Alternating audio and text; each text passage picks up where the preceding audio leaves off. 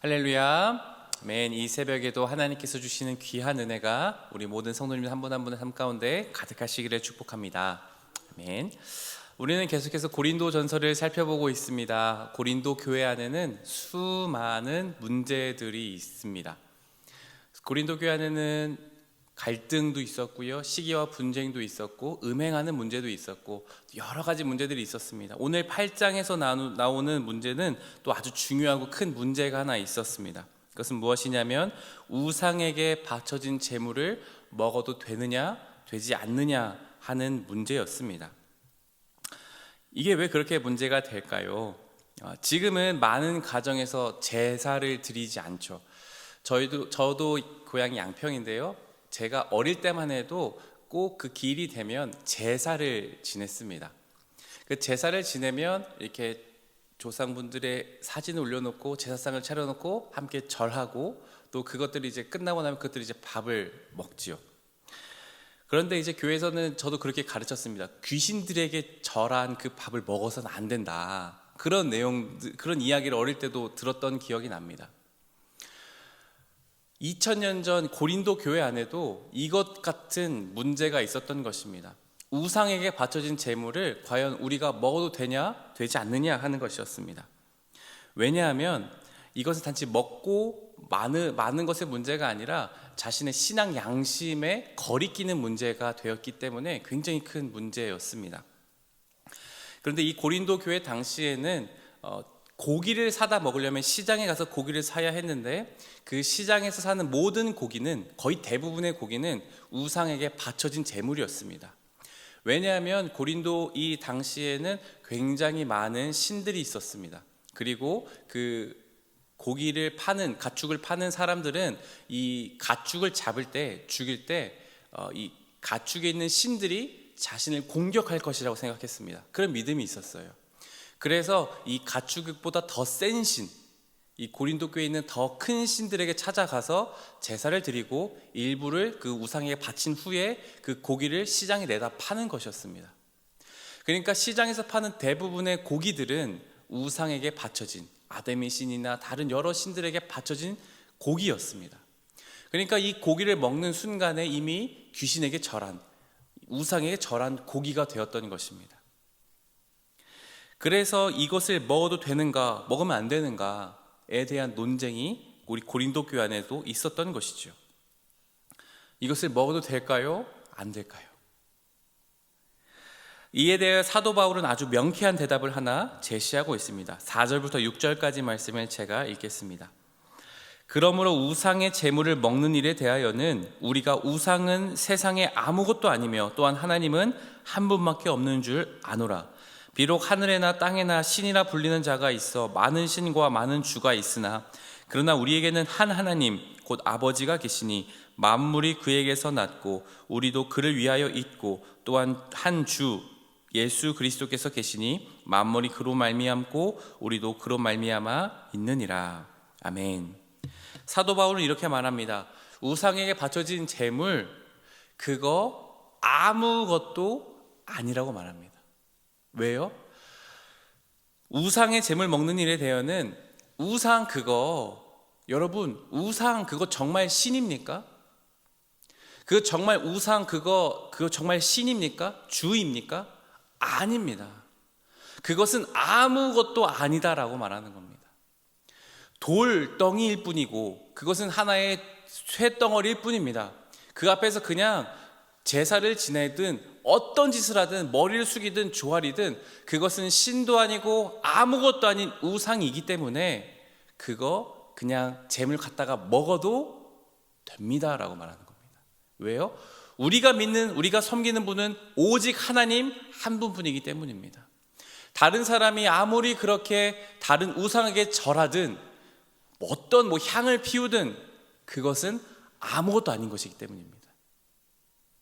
그 우상은 가짜이기 때문입니다. 그래서 그냥 나오는 거 그냥 고기 그대로일 뿐이다. 하나님 한 분뿐이며 하나님 앞에서 우리가 살아가는 것이기 때문에 거리낌 없이 먹을 수 있다라는 것입니다. 그러니까 우상에게 바쳐진 재물 먹는 거 여러분 자유니 마음대로 하라는 겁니다. 그러나 아주 중요한 아주 중요한 전제 조건 하나를 더 제시합니다. 먹어도 됩니다, 여러분. 그러나 9절과 11절 말씀입니다. 그런즉 너희의 자유가 믿음이 약한 자들에게 걸려 넘어지게 하는 것이 되지 않도록 조심하라. 지식이 있는 내가 우상의 집에 앉아 먹는 것을 누구든지 보면 그 믿음이 약한 자들의 양심이 담력을 얻어 우상의 재물을 먹게 되지 않겠느냐. 그러면 내 지식으로 그 믿음이 약한 자가 멸망하나니 그는 그리스도께서 위하여 죽으신 형제라. 아멘. 우상에게 바쳐진 재물 먹는 거 여러분의 자유입니다. 마음대로 하십시오. 그 우상 아무것도 아니기 때문에 괜찮습니다. 그러나 믿음이 약한 사람이, 믿음이 연약한 사람이 그것을 보고, 우상의 재물을 먹는 것을 보고 마음의 상처를 받으면, 혹시나 그것 때문에 어려워한다면, 그것 때문에 자기도 재물을 먹게 된다면 그것은 하지 말라는 것입니다. 우상의 재물은 아무것도 아니지만 중요한 것은 뭐냐면 그 행위 자체가 아니라 그것 때문에 믿음이 약한 자가 낙심하거나 그 믿음이 약한 자가 상처를 받는 것을 주의하라고 사도 바울은 권면하는 것입니다. 왜요? 먹어도 되지만 그 믿음이 약한 자는 바로 그리스도께서 친히 죽으신, 주님께서 피로 값으로 사신 귀한 믿음의 형제요 자매이기 때문입니다. 그래서 나는 양심상 먹는 거 아무렇지 않지만 내가 먹음으로써 그 다른 사람이, 믿음이 약한 사람이 혹시나 상처를 받아서 시험 받아서 믿음에서 떠나간다면 그것은 절대 하지 말라는 것입니다. 사도 바울은 이렇게 말하죠. 만약 그렇다면 나는 영원히 고기 먹지 않겠다. 먹을 수 있는 자유가 있으나 그 믿음 약한 자를 위해 먹지 않는 것. 이것이 바로 오늘 사도 바울이 제시하는 답변이자 우리 그리스도인에게 정말 중요한 신앙의 원리라고 할 수 있습니다. 우리에게 있어서 살아가는 동안 하나님의 말씀을 지키고 살아가는 것은 중요합니다. 그런데 모든 문제에 대해서 하나님은 우리에게 일일이 다 말씀하지는 않으셨습니다. 그래서 중요한 것은 신앙의 원리, 기준을 삼는 것이 중요합니다. 오늘 이것이 바로 아주 중요한 기준이 됩니다. 신앙이라는 것은 자유를 가지고 살아가는 것입니다. 어떤 행위를 하더라도 우리가 하나님의 앞에서 내 신앙의 자유를 가지고 기뻐하며 이 세상 가운데서 자유를 누리고 만끽하며 살아갈 수 있습니다. 그러나 중요한 것은 그 자유가 내 믿음의 공동체에 있는 형제와 자매에게 거리낌이 되는 것이라면, 혹시 믿음이 약한 자들이 그 내 행동을 보고 연약해진다면 그것을 기꺼이 절제하고 하지 않는 것, 그것이 아주 중요한 신앙의 모습인 것입니다.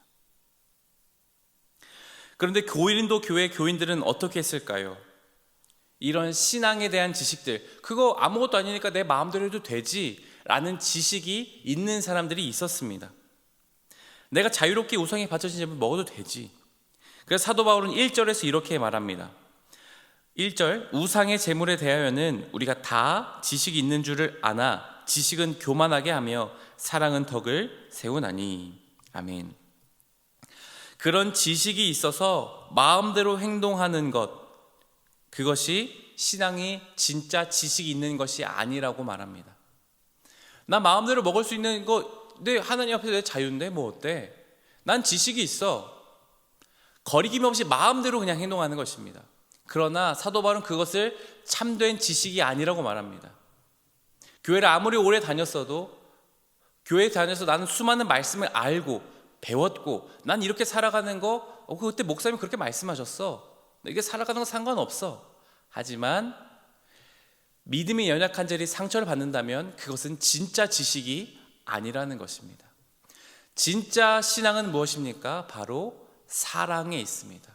사랑은 덕을 세우는 것입니다. 사랑은 덕을 세웁니다. 덕을 세운다는 것이 일일이 어떤 신앙의 규칙을 알려주는 것이 아닙니다. 덕을 세운다는 것은 그 상황과 환경과 그 믿음의 사람들과 함께 있는 공동체에 소속된 사람들 안에서 우리가 할 수 있는 덕을 세운 행동들이 각기 다 다를 것입니다. 그 덕을 세우는 것이 바로 사랑이다라고 말씀하고 있는 것입니다. 제가 대학생 시절 때 전 사회복지학을 전공했는데요. 제가 이제 실습했던 곳에서 양평에서 실습을 했는데 이제 어느 날 저에게 그 자원봉사를 좀 할 수 있겠냐고, 시간이 됐냐고 해서 뭐 알겠습니다 하겠습니다 하고 갔는데 알고 보니까 거기가 용문사였습니다. 굉장히 유명한 절인데요. 그래서 저 몰랐습니다. 그냥 갔는데 용문사였어요. 그래서 뭐 하는 건 상관없지. 그래서 열심히 용문사에서 열심히 봉사활동을 했습니다. 그리고 나서 이제 식사하러 가자고 했는데 식당을 가는 줄 알았더니 절간으로 같이 가는 거예요. 그래서 그 사찰에서 식사를 제공해 주시는 거였어요. 태어나서 처음으로 절밥을 먹게 되었습니다. 제가 그것을 딱 그렇게 절밥을 먹는데 느낌이 묘한 거예요. 교회밥은 먹어본 적은 많은데 절밥은 제가 처음 먹어보는 겁니다. 이걸 먹어야 되나 말아야 되나 어떻게 했을까요? 기도를 제가 그 사람들 보는 앞에서 두 손을 꼭 모으고 기도를 딱 하고요, 맛있게 먹었습니다.